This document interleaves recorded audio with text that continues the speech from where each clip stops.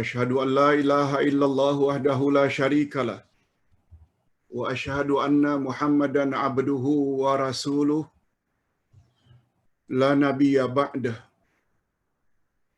Allahumma salli wa sallim ala nabiyyina Muhammad wa ala alihi wa sahbihi ajma'in, amma ba'd.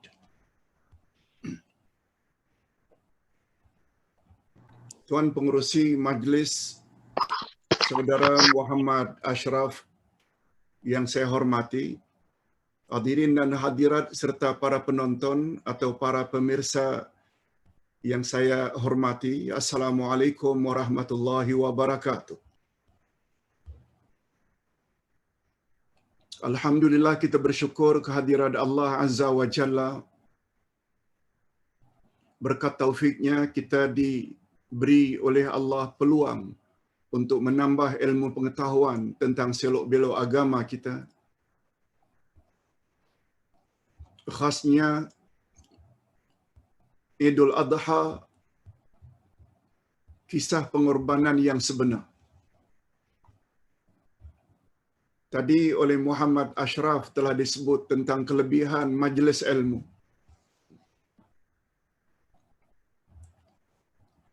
Dengan berbagai-bagai kelebihan dan keistimewaan. Malah baginda Rasul sallallahu alaihi wasallam, selain hadis-hadis yang disebut oleh Muhammad Ashraf tadi, baginda juga telah bersabda dalam hadis sahih,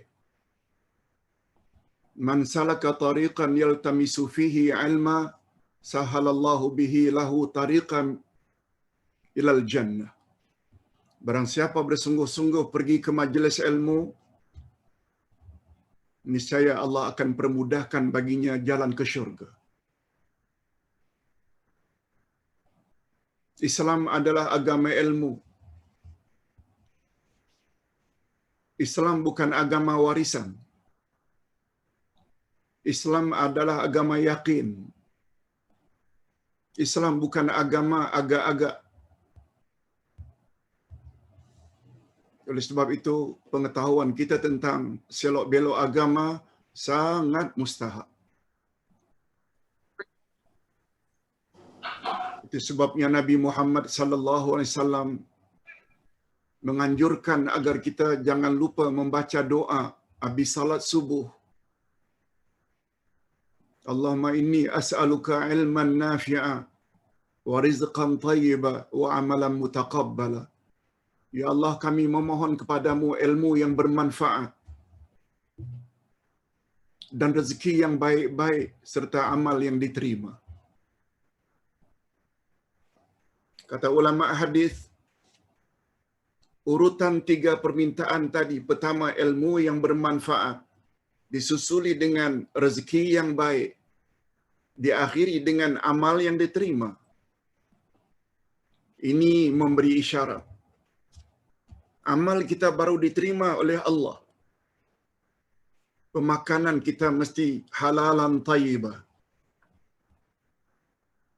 Dan diletakkan nomor 1, ilman nafi'ah. Ilmu amal-amal kita baru diterima oleh Allah. Selain makan, mesti makanan yang halal. Lagi baik, juga mesti berdasarkan, berpaksi kepada ilmu yang bermanfaat.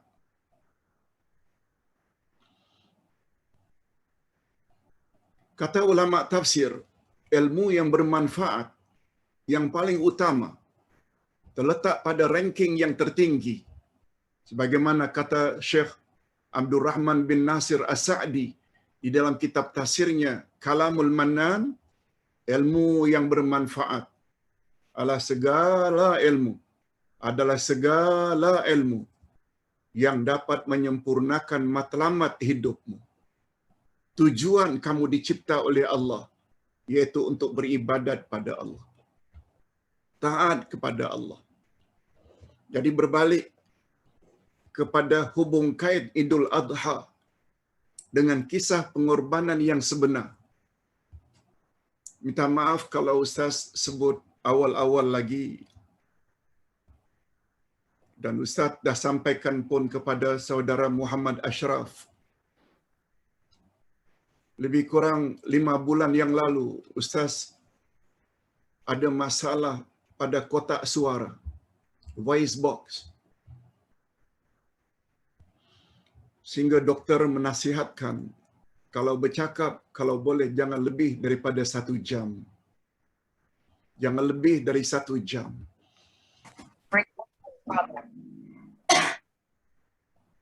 Kalau tidak, memang dia akan bermasalah. Alhamdulillah, terima kasih Muhammad Ashraf kerana mengizinkan Ustaz untuk membatasi ceramah malam ini hanya 1 jam ke 1 jam suku. Paling lama. Hadirin dan hadirat rahimakumullah. Saya tidak lupa kepada masyarakat di Taman Elmina Green di atas kesudian antum semua mengundang atau meminta supaya saya sampaikan sedikit ilmu yang berkaitan dengan pengorbanan.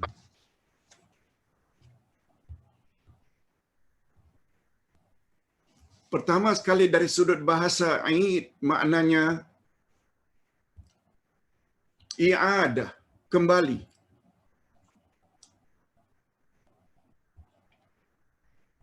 Kalau Aidul Fitri membawa makna kembali kepada fitrah. Sebab sabda Nabi, siapa yang berpuasa Ramadan dengan benar, sempurna, maka begitu berakhir Ramadan, hari berikutnya, dia seolah-olah baru keluar dari perut ibunya. Suci, bersih. Sebagaimana fitrah, manusia lahir tanpa dosa, itu sebabnya dia dipanggil dengan Aidul Fitri. Kembali kepada fitrah. Dari sudut lain pula, karena Idul Fitri, setiap 1 hari bulan Syawal, kita ulang balik memperingatinya. Begitu juga Idul Adha. Aid maknanya kembali, Adha maknanya pengorbanan. Dari perkataan udhiyah. Untuk pengetahuan semua, dalam bahasa Arab, ada 10 macam nama penyembelihan. Ada 10 istilah. Istilah-istilah tersebut kita biasa dengar. Walimah. Makna asalnya penyembelihan sempena perkahwinan. Bukan pesta perkahwinan maknanya. Penyembelihan untuk beri orang makan sempena hari perkahwinan dipanggil walimah. Penyembelihan sempena hari ke-7 atau hari ke-14 atau hari yang ke-21 dari kelahiran baby namanya aqiqah. Penyembelihan sempena kita ambil haji tamattu' namanya al-hadyu yang kita selalu sebut dengan dam. Nah, penyembelihan sempena hari raya haji dipanggil dengan udhiyah. Itu sebabnya mengapa 10 hari bulan Zulhijjah kita panggil dengan Idul Adha. Kembali berkorban. Hanya saja hadirin dan hadirat serta para pemirsa yang saya hormati. Jangan batasi makna korban itu hanya penyembelihan binatang. Setiap 10 hari bulan Zulhijjah setelah selesai salat Idul Adha dan hari-hari berikutnya yang dipanggil dengan hari Tasyrik, jangan batasi korban hanya itu. Mengapa Idul Adha yang diambil dari kata udhiyah dengan makna korban dipanggil juga dengan hari raya korban? Nah, ini sangat luas pembahasannya. Yang kalau kita ingin bahas barangkali sampai 3 jam pun tak habis.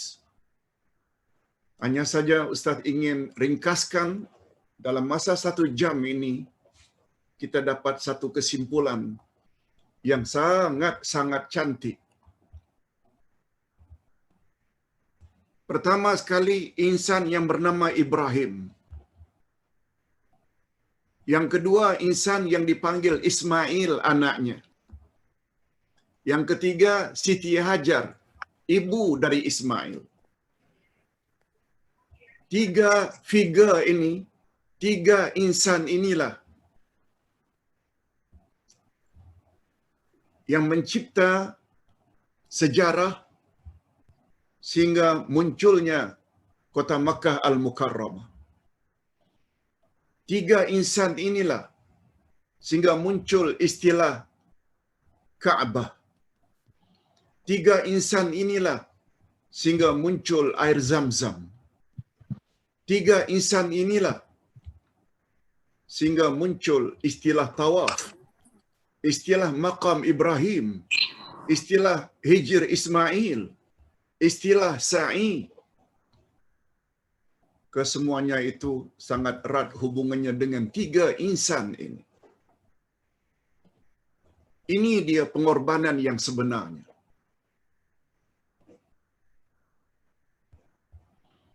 Ustaz mulai dengan secara ringkas. Nabi Ibrahim mendapat gelaran tersendiri yang tidak diberi kepada mana-mana nabi, yaitu Abul Anbiya'i wal Mursalin, bapa semua nabi, bapa semua rasul.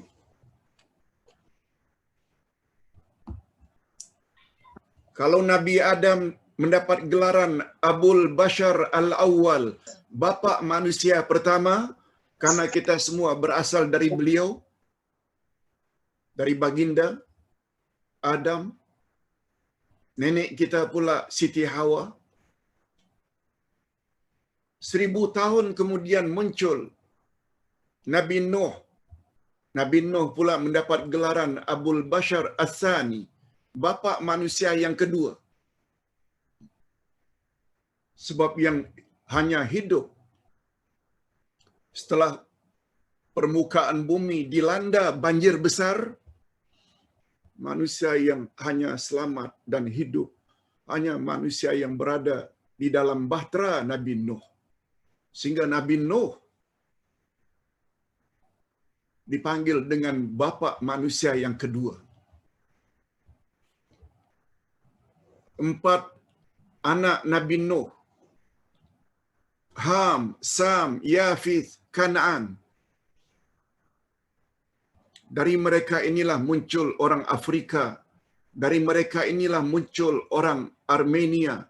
Dari mereka inilah muncul orang Arab. Dari mereka inilah muncul orang India. Semuanya berasal dari 4 manusia, anak daripada Nabi Nuh.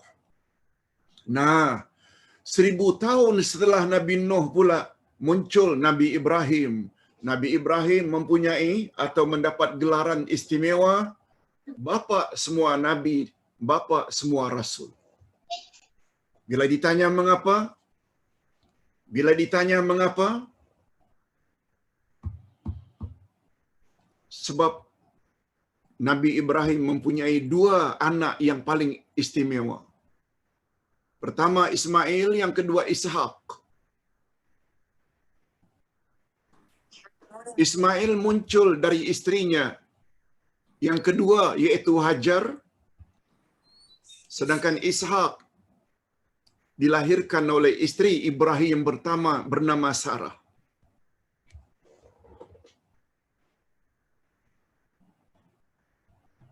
Cerita ringkasnya macam ini. Ibrahim bersama Sarah tinggal di Palestin. Mereka hidup dalam keadaan miskin. Mengolah tanah, berusaha mencari rezeki sendiri. karena sampai umur lanjut tidak diberi oleh Allah zuriat. Semuanya dikerjakan oleh Nabi Ibrahim sendiri. Akhirnya mereka mengadu nasib pergi meninggalkan Palestin menuju ke Mesir. Hanya saja di Mesir ketika itu memerintah seorang raja yang mempunyai akhlak yang tidak sehat. Raja tersebut bernama Raja Sinan. Sangat suka dengan istri-istri orang yang cantik-cantik. Bukan yang gadis. Tapi istri orang yang cantik sangat digemari oleh raja ini yang bernama Raja Sinan. Kita pendekkan cerita. Sesampainya Ibrahim dan Sarah. Sarah seorang wanita yang cantik. Sarah seorang wanita yang cantik. Itu sebabnya terkesan oleh Raja Sinan. Lalu Raja Sinan tertarik dengan Sarah. Sehingga Ibrahim yang mendampingnya ditanya oleh Raja, "Siapa wanita bersamamu itu?" Ibrahim terpaksa berbohong. "Hiya ukhti." She is my sister. Dia adalah saudara perempuanku. Sebab bila disebut hiya zaujati, he is my wife, habis. Dikebas oleh Raja Sinan. Demi untuk menyelamatkan istri, Ibrahim terpaksa berbohong. Begitu kata ulama sejarah. Namun demikian, terkesan juga bahawa itu adalah istri Ibrahim, lalu digoda. Di suatu tempat, Raja Sinan menggoda Sarah yang sangat cantik, ingin memeluknya. Tetapi dengan kuasa Allah, kedua-dua tangan Raja Sinan menjadi kaku, bagaikan kayu. Lalu dia minta-minta sambil menangis agar Sarah doakan untuknya, agar dipulihkan balik. Sarah berdoa kepada Allah, lalu tangannya pulih balik, walaupun berjanji tidak akan ulang lagi. Dia ulang lagi. Keras lagi.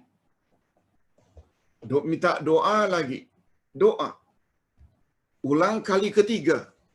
Sekali lagi, tangannya bagaikan kayu. Nah, ringkasnya, sebagai tanda penghormatan Raja Sinan terhadap Sarah, Sarah akhirnya dihadiahkan dengan seorang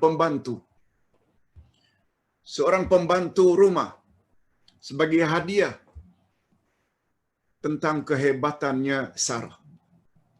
Kita pendekkan cerita. Akhirnya Nabi Ibrahim tidak merasa selesa tinggal di Mesir, mereka akhirnya balik ke Palestin. Nah, tadinya datang berdua, sekarang balik bertiga. Ibrahim, Sarah dan Hajar.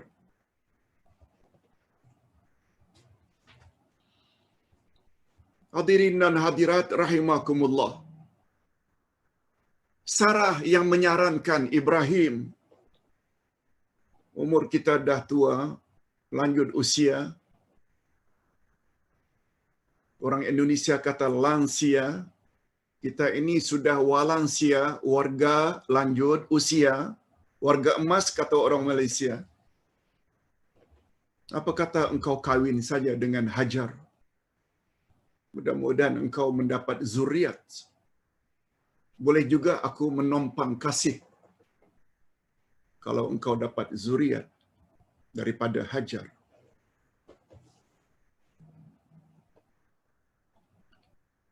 Saranan Hajar diterima baik oleh Ibrahim. Kita ringkaskan cerita. Akhirnya kawinlah antara Hajar dengan Ibrahim. Kawinlah antara Ibrahim dengan Hajar. Pendek cerita, setahun kemudian dapat anak yang bernama Ismail. yang bernama Ismail.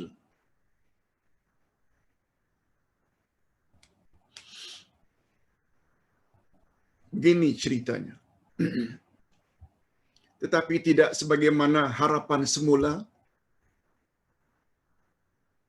Begitu dapat anak, maklum pada umur lanjut, sudah 80 tahun dapat anak. Bagaimana sayangnya Ibrahim kepada Ismail, rupanya itu mengakibatkan Sarah menjadi cemburu. Sarah menjadi cemburu. Dah tak tenang, sudah tak dapat tidur. Istilah kita makan macam makan tak kenyang, mandi tak basah. Akhirnya mohon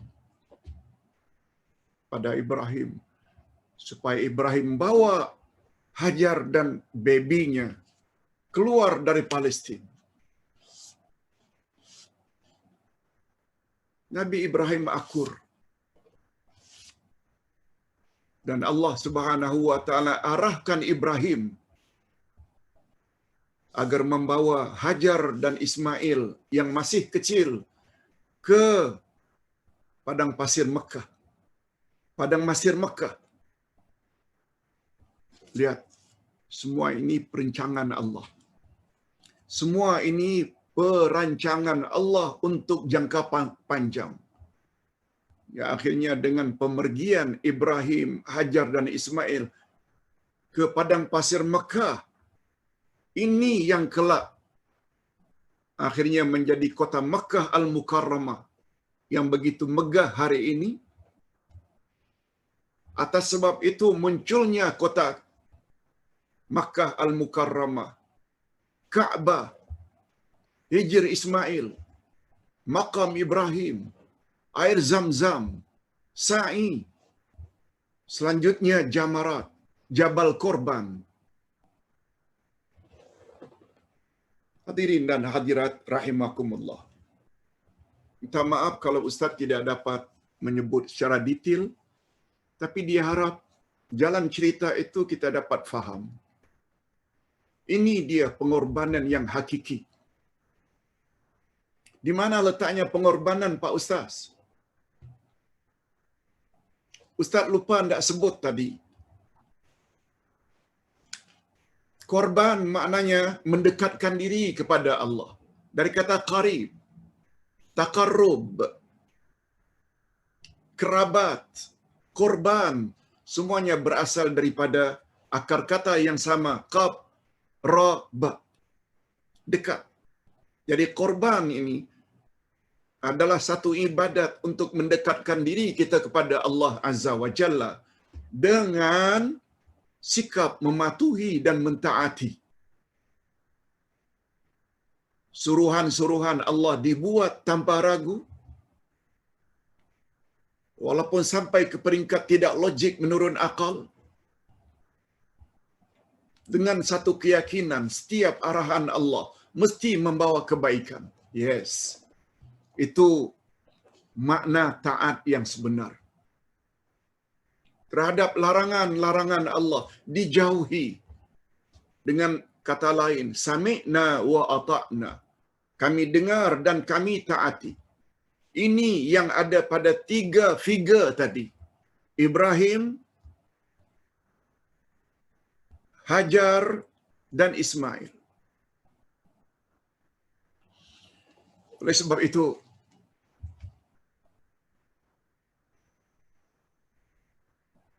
Nabi Muhammad sallallahu alaihi wasallam pernah menyebut al-hajju jihadun.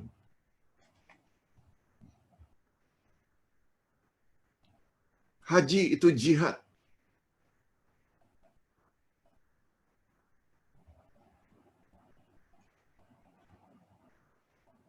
Al-hajjul mabrur laisa lahu jazaa illal jannah. Haji yang mabrur balasannya tidak lain kecuali syurga. Macam mana Pak Ustaz? Kita tak dibenarkan tahun dulu, tahun ini untuk naik haji. Tak usah bimbang. Jangan salahkan Arab Saudi.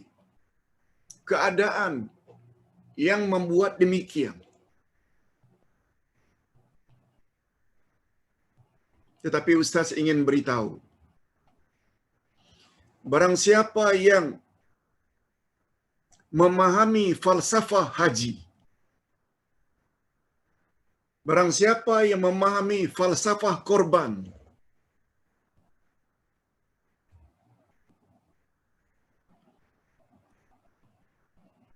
dia akan jadi insan yang sempurna walau tak pernah naik haji.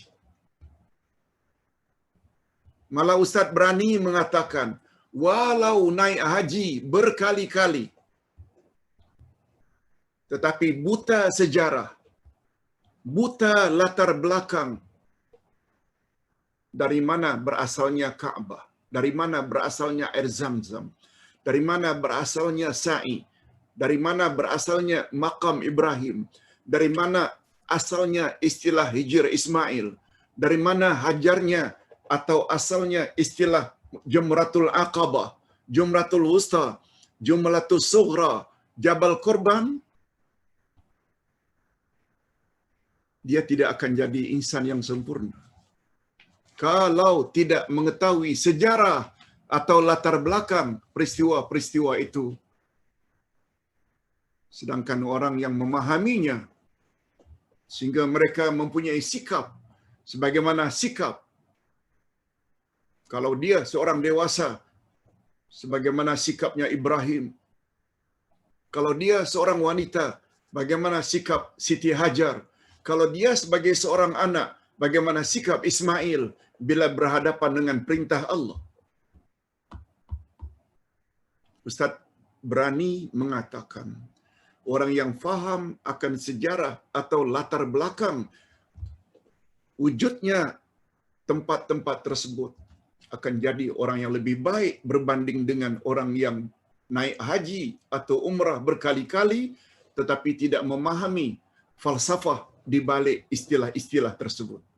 Mari kita bincang.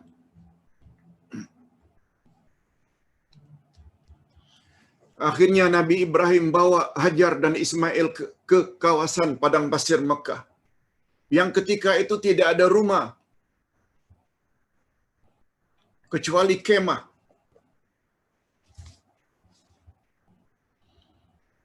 Dengan bekalan sedikit, minuman sedikit,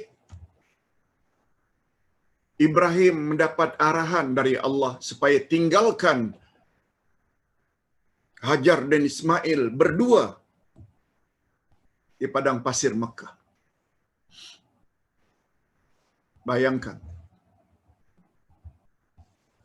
Bayangkan. Sampai Hajar berkata, wahai Ibrahim, sampai hati engkau tinggalkan kami di tempat ini. Tidak ada tempat berteduh. Tiada makanan. Tiada minuman. Nabi Ibrahim diam. Tidak menjawab. Sebab berjuang ketika itu antara mentaati perintah Allah dan sayang keluarga. Berkecamuk. Anak satu-satunya pula. Isteri kesayangan. Allah suruh tinggalkan. Ditanya kali kedua, sampai hati kau, wahai Ibrahim, tinggalkan kami di tempat ini. Nabi tidak menoleh. Nabi Ibrahim tidak menoleh ke arah isteri dan anaknya. Takut terpengaruh rasa sayangnya. Akhirnya ingkar terhadap perintah Allah. Tapi Hajar seorang wanita yang cerdik, yang bijak, yang tinggi tawakalnya. Langsung bertanya, Allahu amaraka bihadza.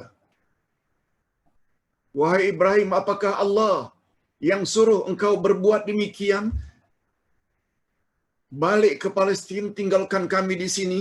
Allahu amaraka bihadza. Nah, ketika itu Nabi Ibrahim langsung menoleh ke arah isteri dan anaknya. Naam. Kalaulah bukan karena perintah Allah, aku tak akan sampai hati meninggalkan engkau.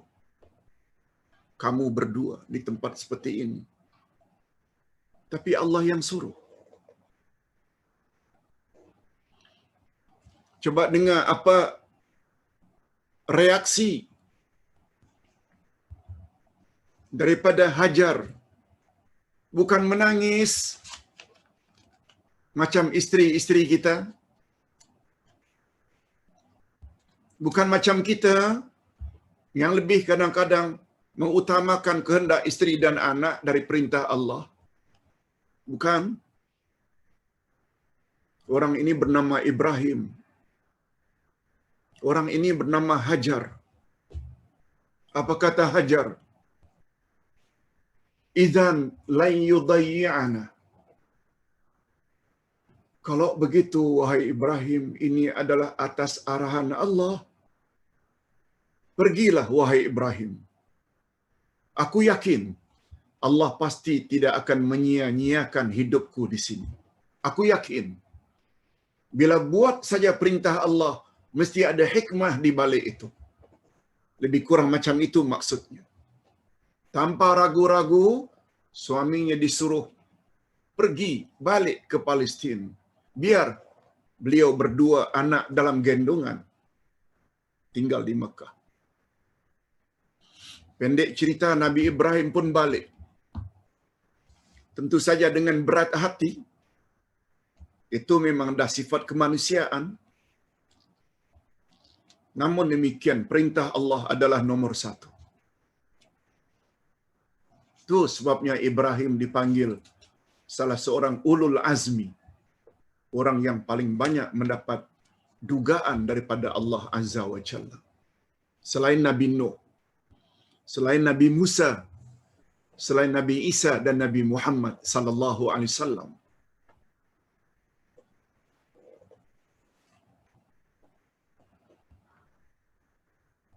Setelah suami berlalu, anak menangis. Biasa anak kecil. Ibu mula kurang minum karena ketiadaan air. Akhirnya Hajar sambil menggendong anaknya Ismail mundar-mandir di antara dua bukit, Safa dan Marwah. Naik ke atas bukit Safa, melihat kalau ada kafilah dagang yang lalu merentas padang pasir untuk diminta pertolongan. Tetapi hampa. Pergi lagi ke bukit yang satu lagi, Marwah. Lihat lagi dari kejauhan kalau ada kafilah dagang yang sedang lalu untuk diminta pertolongan. Hampa lagi. Pendek cerita. Setelah kali yang ketujuh, hampa menjelma ketika itu malaikat Jibril dalam bentuknya yang asli, besar, bersayap, sambil berkata, "Wahai Hajar, engkau jangan takut. Aku adalah utusan Allah untuk memberitahu kepada kamu bahwa tak jauh dari tempat kamu berdiri itu kelak akan dibina rumah Allah. Dan yang membina itu adalah suamimu Ibrahim bersama anaknya dalam gendonganmu itu." Begitu kata Jibril, menghibur Sarah. Sebelum Jibril ghaib, menghilang, ada riwayat mengatakan dia sempat menghentakkan kakinya ke bumi. Dalam riwayat yang lain, dia mengebaskan sayapnya ke bumi. Akhirnya muncul air dari padang pasir. Muncul air. Air inilah yang dipanggil dengan air Zam-Zam. Zam-Zam ada dua maknanya. Pertama, gemuruh. Kalau ada air terjun kita berada di bawahnya bunyi gemuruh, itu namanya Zam-Zam. Makna kedua, Zam-Zam dengan makna kasrah, iaitu banyak. Sebab sejak dia muncul sampai hari ini, air tersebut tak pernah kering. Dipanggil air Zam-Zam. Subhanallah. Hadirin dan hadirat rahimakumullah, tabiat padang pasir. Bila satu-satu kawasan ada air, sumber air, mula burung-burung akan berterbangan di atasnya. Mungkin agaknya uapnya merasa dingin.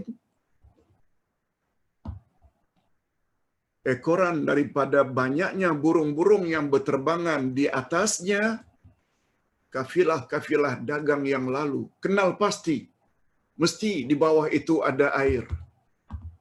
Akhirnya mereka berdatangan. Mula-mula terkejut juga melihat ada dua manusia, dua beranak. Akhirnya kafilah-kafilah dagang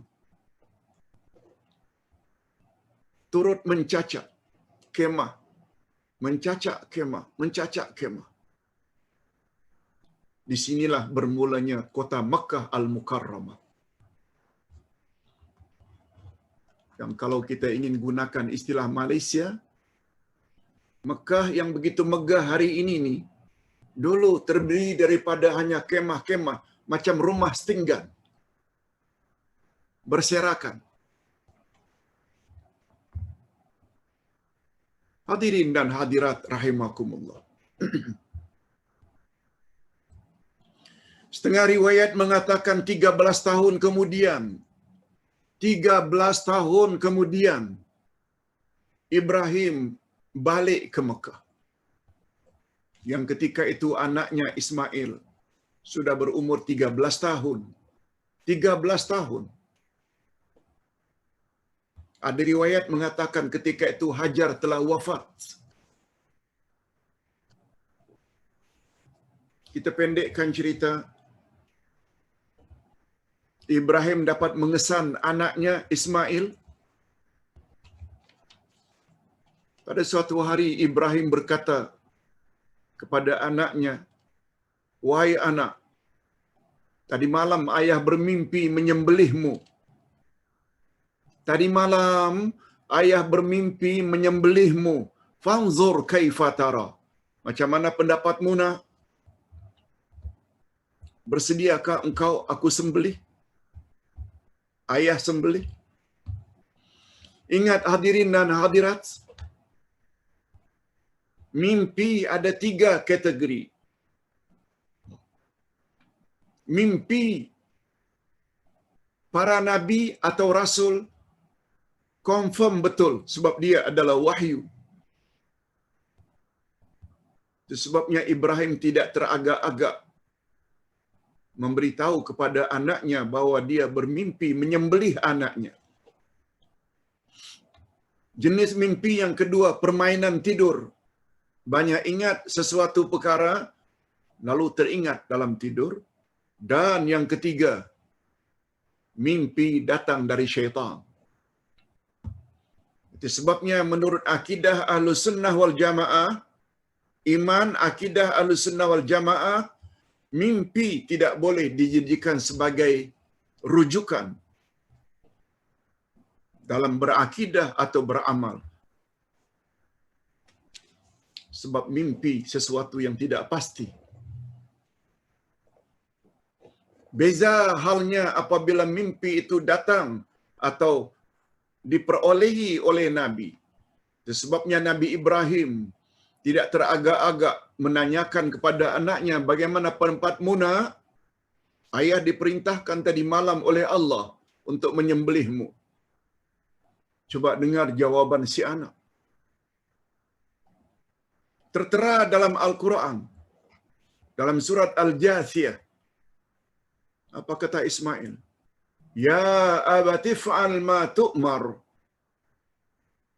Satajiduni insyaallah minas sabirin. Wahai ayah, laksanakanlah apa yang ayah telah diperintahkan oleh Allah. Ayahanda akan dapati anak anda sabar menghadapinya. Allahu Akbar. Allahu Akbar.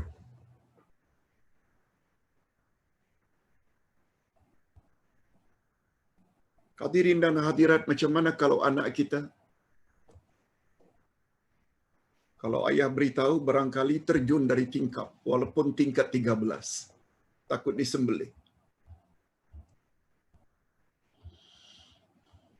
Ingin tak punya anak seperti Ismail? Semua kita ingin. Tapi tengok dulu siapa bapaknya. Tengok dulu siapa ibunya. Barulah muncul insan yang bernama Ismail. Bapaknya siapa? Ibunya siapa?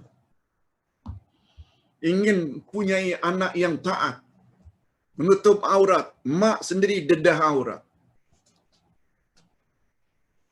Suruh anak taat, jangan merokok, bapa sendiri merokok di depan anak.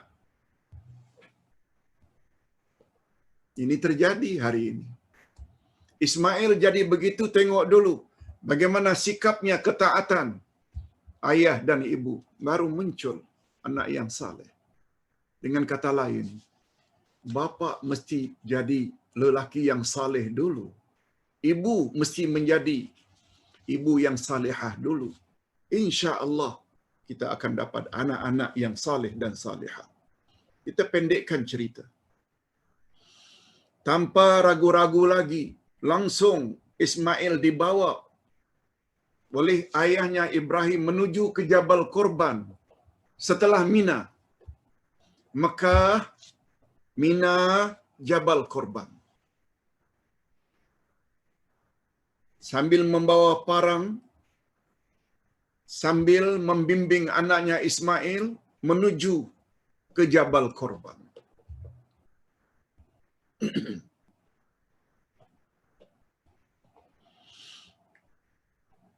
Di pertengahan jalan, Nabi Ibrahim dihadang oleh seseorang. Sambil berkata, "Hei Ibrahim, engkau hendak pergi ke mana? Aku hendak pergi ke Jabal Korban, sebab aku mendapat arahan Allah untuk menyembelih anakku ini." Makhluk tersebut berkata,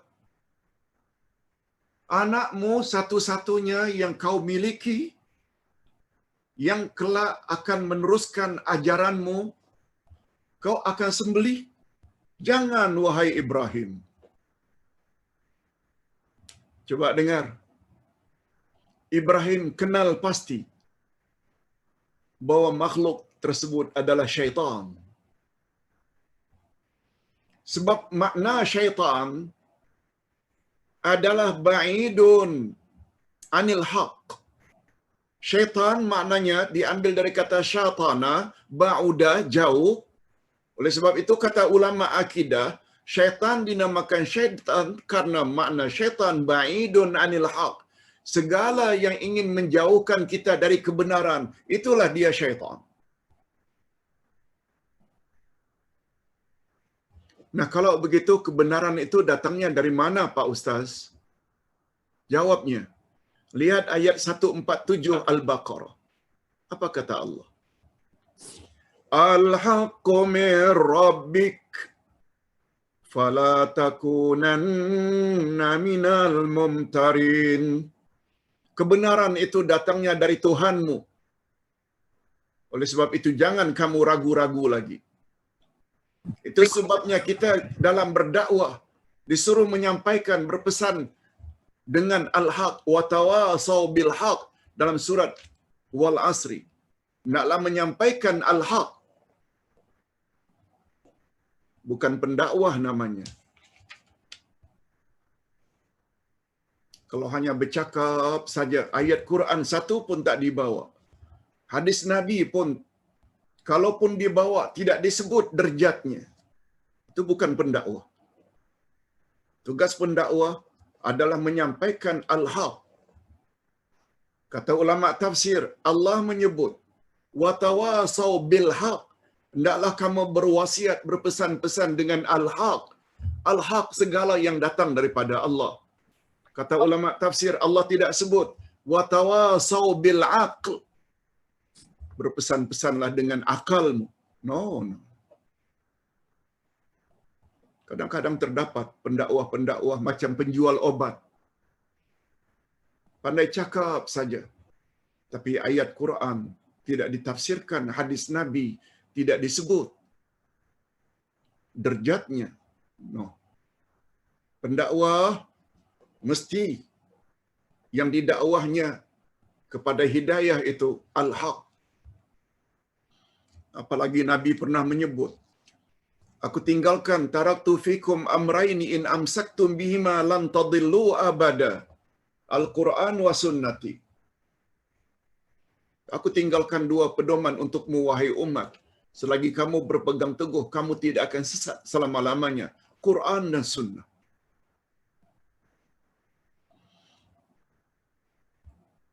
Oleh sebab itu Ibrahim kenal pasti, setiap yang ingin menghalangkan kita melaksanakan perintah Allah, mesti syaitan.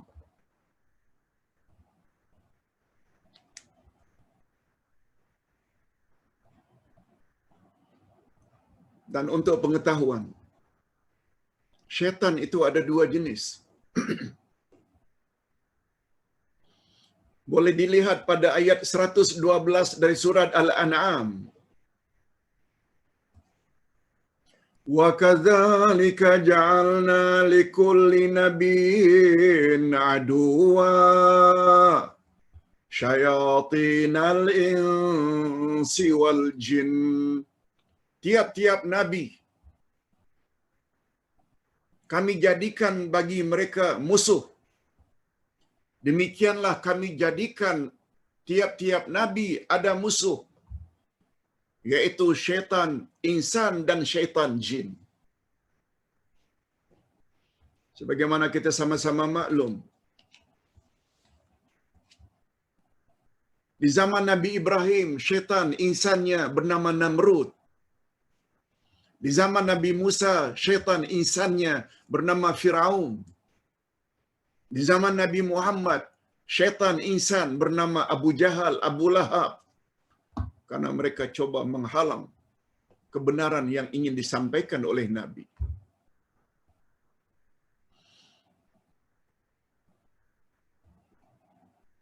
Itu sebabnya istri yang ingin menutup aurat bila keluar rumah, suaminya tegur, jangan. Malu aku dengan kawan-kawan yang sama-sama belajar di overseas, kolot, kampungan. Suami macam itu syaitan insan. Allah suruh tutup aurat, dia larang tutup aurat. Sebelum kahwin, suami rajin salat berjamaah subuh.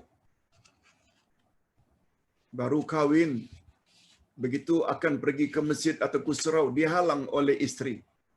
Tak payahlah bang, kita kan baru pengantin baru. Perempuan itu tuh syaitan baru.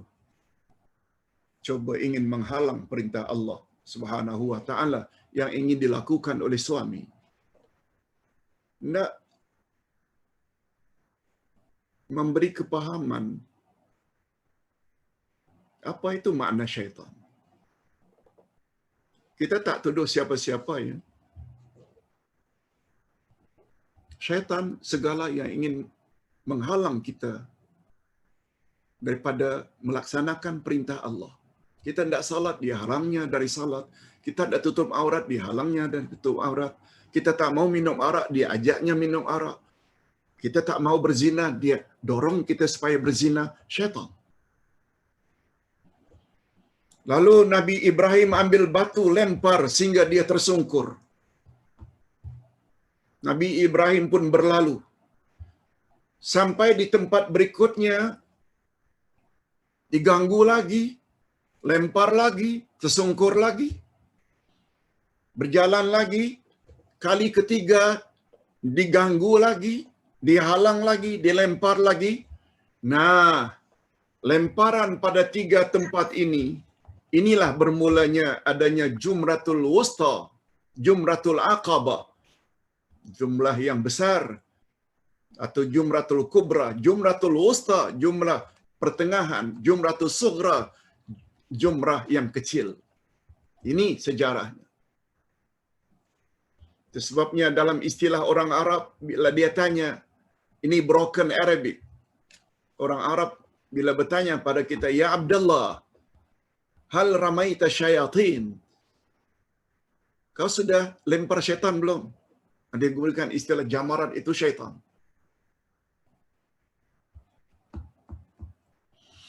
Kita pendekkan cerita, akhirnya sampailah Ibrahim bawa anaknya Ismail ke Jabal Korban. Tanpa berlengah-lengah, anaknya dibaringkan, lalu parangnya langsung memenggal kepala anaknya. Tetapi dengan sekelip mata, Allah Subhanahu wa taala yang cara bekerjanya sebagaimana ayat second last dari surat Yasin, innama amruhu idza arada syai'an ay yaqula lahu kun fayakun. Sekelip mata yang dipegang oleh Ibrahim menjadi kibash, dan anaknya Ismail berdiri di sebelah kanannya dalam keadaan selamat. Kerja siapa ini? Kerja Allah. Dengan kata lain, Ibrahim lulus ujian demi ujian daripada Allah. Ujian meninggalkan anak isteri di padang pasir. Disuruh sembelih. Tapi Ibrahim tak pernah kecundang. Buat perintah Allah. Dengan penuh keyakinan, setiap perintah Allah dilaksanakan mesti membawa kebaikan. Ini di antara buktinya. Ini dia pengorbanan yang sebenar.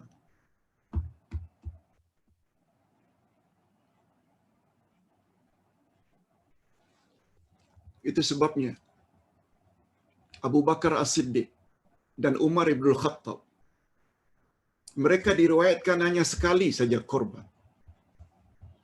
Orang kita pula ada yang korban tiap tahun. Tapi karena tak tahu falsafah korban,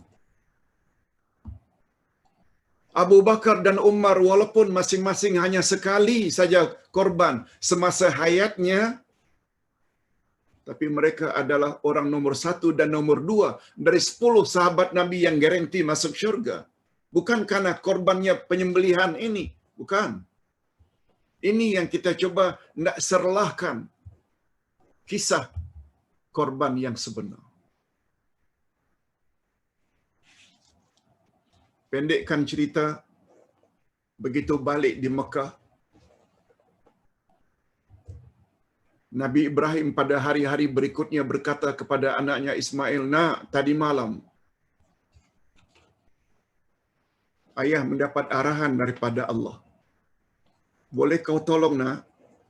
Boleh anak anda bantu?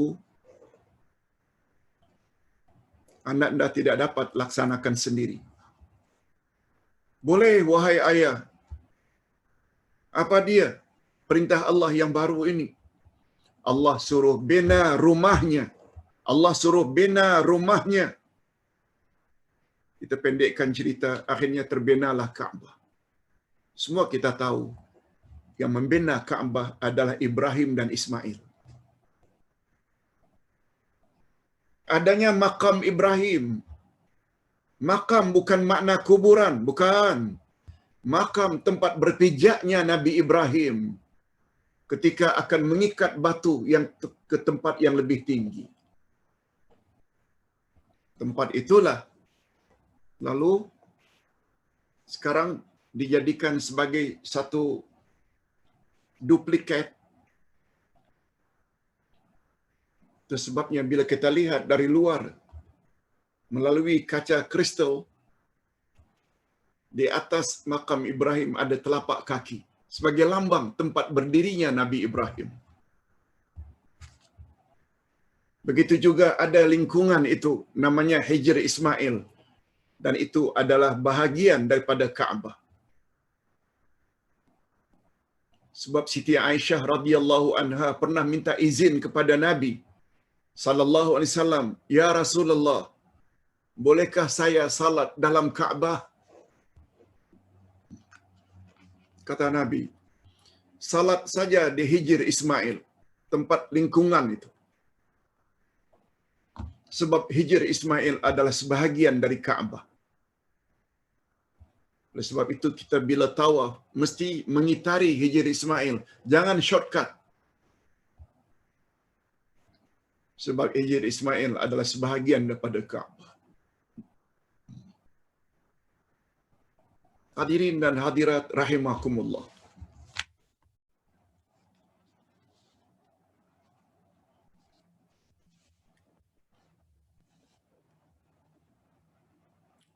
Nabi Ibrahim alaihi salatu wassalam punya keistimewaan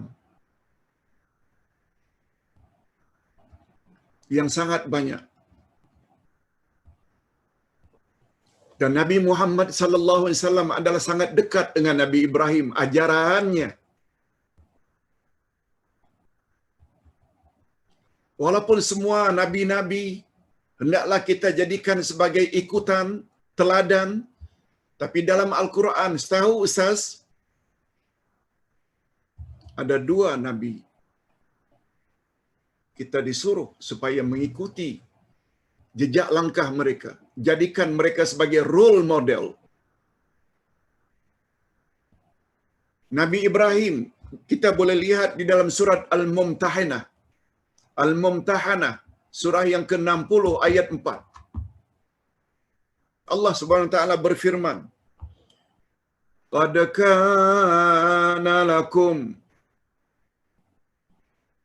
kanat lakum uswatun hasanah fi Ibrahim walladzina ma'ah. Sungguh telah ada suri tauladan yang baik bagimu pada Ibrahim dan orang-orang yang bersama dengannya. Orang-orang yang bersama dengannya maksudnya para nabi. Sungguh pada Ibrahim itu terdapat role model, contoh teladan yang terbaik bagi kamu dan orang-orang yang bersamanya Ibrahim itu maksudnya nabi-nabi.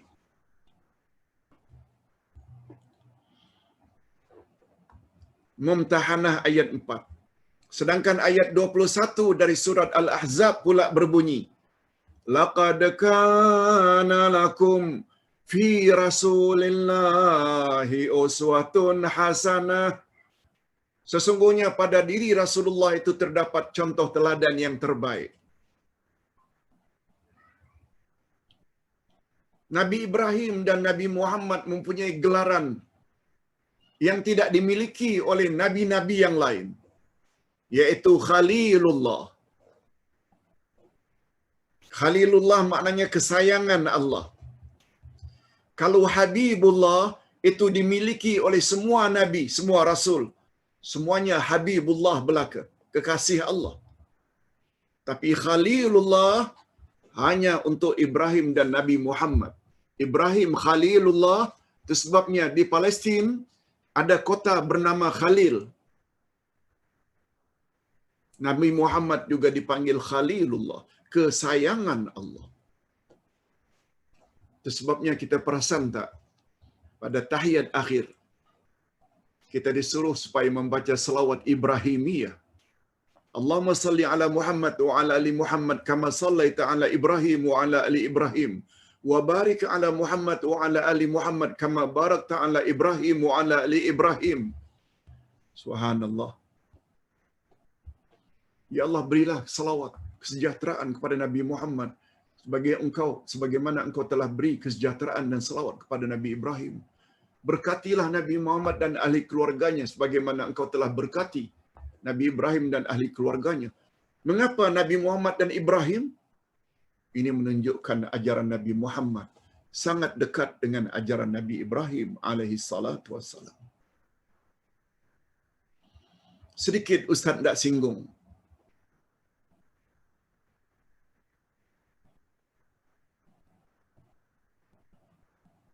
Kemana pula anak Nabi Ibrahim bernama Ishak? Nah, ceritanya macam ini.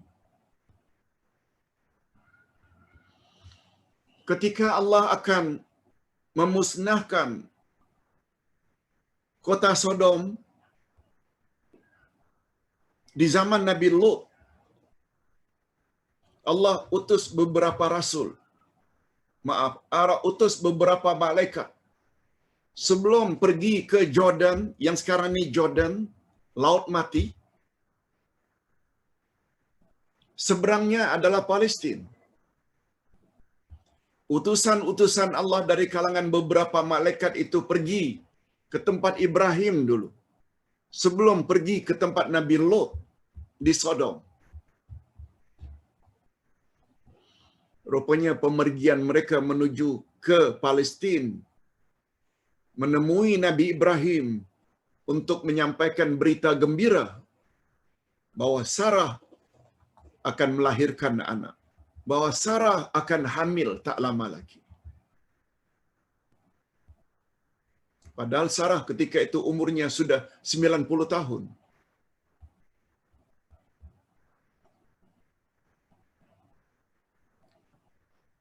Setelah memberi berita gembira tersebut pada Ibrahim dan Sarah, bahwa Sarah akan dapat anak,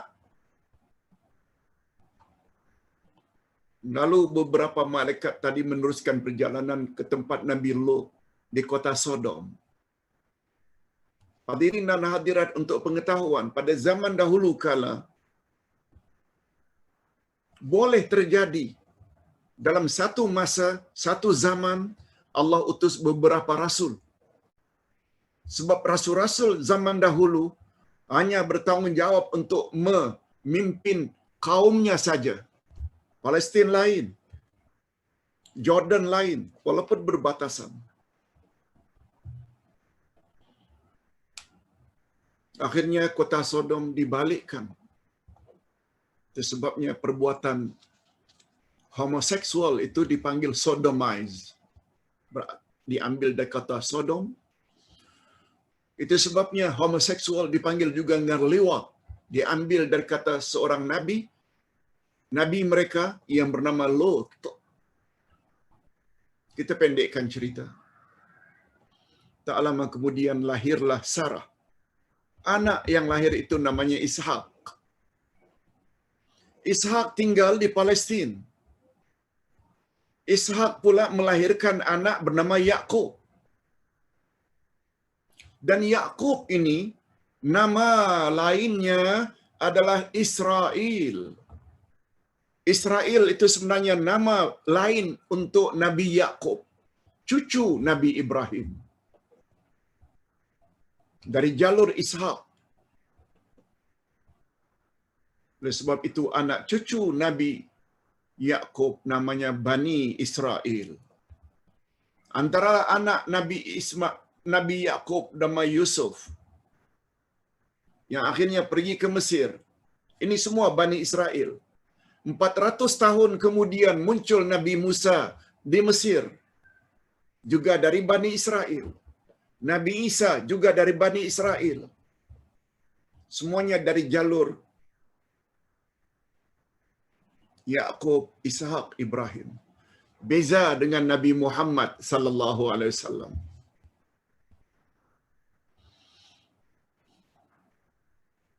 Setelah dewasa, Nabi Muhammad kahwin dengan Bani Jurhum, orang Mekah. Hasil perkahwinan Nabi Ismail dengan Bani Jurhum, akhirnya dapatlah bangsa Arab.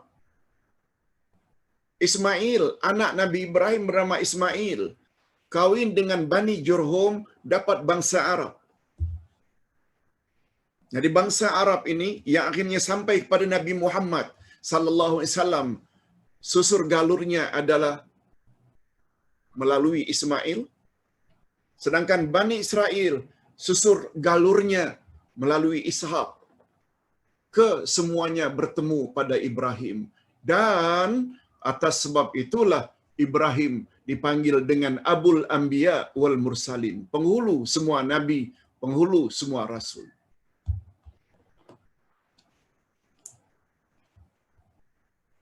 Hadirin dan hadirat, kesimpulannya,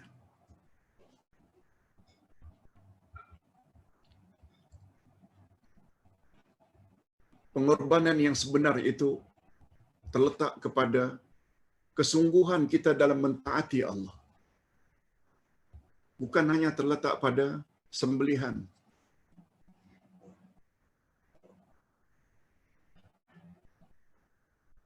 Tapi untuk mentaati Allah tak akan sempurna kalau kita tidak suka mendengar. Mendengar ini maknanya kumpul knowledge, kumpul ilmu. Sebabnya di dalam Al-Quran kita selalu jumpa sami'na wa ata'na. Kami dengar dan kami taati.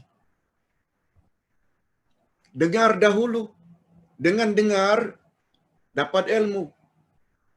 Dengan ilmu yang ada membuat kita jadi yakin, baru kita taat. Wa ata'na. Taat dengan makna buat suruhan, jauhi larangan. Itu sebabnya andai kata kita menginginkan anak-anak yang saleh dan salihah, mak bapak mesti menjadi bapa yang saleh dan ibu yang salihah. InsyaAllah akan menghasilkan anak yang saleh dan salihah sebagaimana Nabi Ismail alaihi salatu wassalam. Itu sebabnya dikesan oleh ulama Islam bahwa terdapat penyelewengan di dalam Bible, Injil. Apa kata Injil? Hasil daripada sembelihan Ishak inilah akhirnya muncul Rasul akhir zaman. Disebut Ishak. Padahal sebenarnya sembelihan itu adalah Ismail. Karena mereka ingin lari daripada Rasul terakhir itu dari kalangan orang Arab. Yes, itu dia sejarahnya. Atau dengan kata lain, sebenarnya Bani Israel dengan Arab itu sebenarnya cousin. Dari atuk yang sama, yaitu Nabi Ibrahim. Bani Israel dari jalur Ishak, sedangkan orang Arab, Nabi Muhammad dari jalur Ismail. Mudah-mudahan apa yang Ustaz sampaikan pada malam ini, mohon maaf kalau ada kekurangan. Mungkin ini pertama kali Ustaz jumpa dengan masyarakat Elmina Green. Mudah-mudahan lain kali kita jumpa lagi, insya-Allah. Kita akhiri dengan wabillahi taufiq wal hidayah. Wassalamualaikum warahmatullahi wabarakatuh. Waalaikumsalam warahmatullahi wabarakatuh. Alhamdulillah, subhanallah, sungguh hebat pengorbanan Nabi Ibrahim alaihissalam. Allahu akbar. Allahu Semoga kita menjadi insan-insan yang memahami erti dan falsafah pengorbanan daripada kisah Nabi Ibrahim alaihissalam Masya Allah. bersama anaknya Nabi Ismail dan isterinya Hajar yang dihuraikan oleh Ustaz sebentar tadi. Cukup baik penerangan-penerangan daripada Ustaz. Semoga semua ilmu yang kita dapat pada malam ini akan dijadikan amalan dan seterusnya membawa kita lebih dekat dengan Allah Subhanahu Wa Taala, insya-Allah. Sebelum itu saya ingin meminta izin daripada Ustaz untuk ke sesi soal jawab. Jika kesihatan Ustaz tidak membenarkan, insya-Allah kita berhenti di sini saja. Boleh Ustaz? Boleh satu dua. Okey, insya-Allah kita ambil dalam 2 soalan lah. Baik, insya-Allah kita akan ke sesi seterusnya iaitu sesi soal jawab bersama penonton. Jadi saya jemput sesiapa yang berminat untuk mengajukan soalan kepada Ustaz, silakan.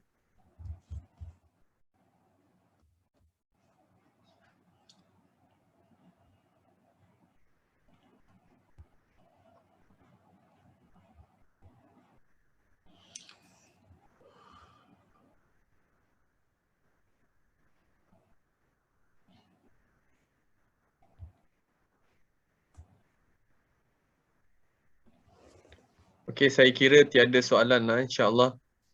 Jadi Sedikit tambahan Muhammad Ashraf.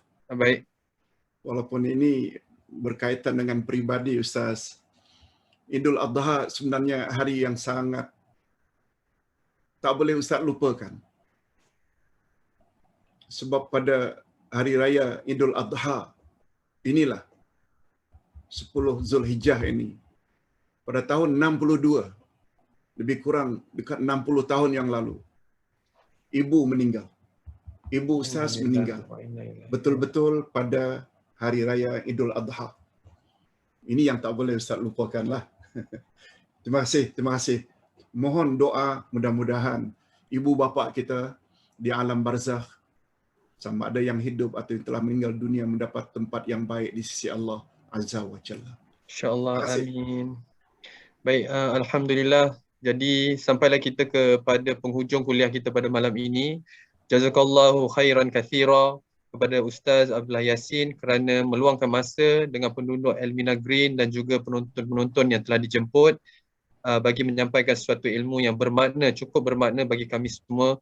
Kami mendoakan agar Allah sentiasa merahmati dan melindungi Ustaz dan keluarga senantiasa. Sebelum kita menutup majlis ini, marilah kita menadah tangan berdoa kepada Allah bagi memohon keberkatan dan kesejahteraan bagi kita semua. Jadi saya ingin menjemput Ustaz untuk memimpin doa kita, insyaAllah. Alhamdulillahirabbil alamin, wassalatu wassalamu ala asyrafil anbiya'i wal mursalin wa ala alihi wa sahbihi ajma'in. Rabbana ighfir lana dzunubana wa liwalidina warhamhum kama rabbawna shighara. Ya Allah, ampunkanlah dosa kami dan dosa kedua ibu bapa kami. Amin. Dan cucurilah mereka, ya Allah, masing-masing sebagaimana mereka telah didik kami sejak dari kecil. Rabbana hab lana min azwajina wa dzurriyyatina qurrata a'yun waj'alna lil muttaqina imama. Ya Allah, berilah kami pasangan hidup dan zuriat keturunan yang menyedapkan pandangan mata dan hati kami, dan jadikanlah kami pemimpin bagi orang-orang yang bertakwa. Ya Allah, ya Tuhan kami, lebih kurang 1 jam suku kami telah didedahkan dengan sejarah atau kisah pengorbanan Nabi Ibrahim dan istrinya Sarah dan Hajar serta anaknya Ismail. Berkat kepatuhan dan ketaatan mereka tak berbelah bagi kepada Engkau, ya Allah, akhirnya Engkau anugerahkan kepada mereka keimanan yang mendalam, ketaatan yang sangat menakjubkan. Oleh sebab itu kami juga mohon kepadamu, ya Allah, kiranya Engkau limpahkanlah kepada kami sifat-sifat terpuji dari insan-insan yang cukup sempurna itu. Ya Allah, lindungilah kami dari segala wabak, bala, penyakit-penyakit yang berjangkit, khasnya COVID-19. Tolong angkatkan dari negara kami dan negara-negara Islam lainnya. Khasnya Engkau angkatlah penyakit ini dari keluarga kami masing-masing. Sebab tidak ada yang dapat menghindarkan kami dari malapetaka kecuali hanya Engkau. Birahmatika ya arhamar rahimin. Wa sallallahu ala nabiyyina Muhammad wa ala alihi wa sahbihi ajma'in. Walhamdulillahirabbil alamin. Alhamdulillah, terima kasih kepada semua. Wabillahi taufiq wal hidayah. Wassalamualaikum warahmatullahi wabarakatuh. Waalaikumsalam.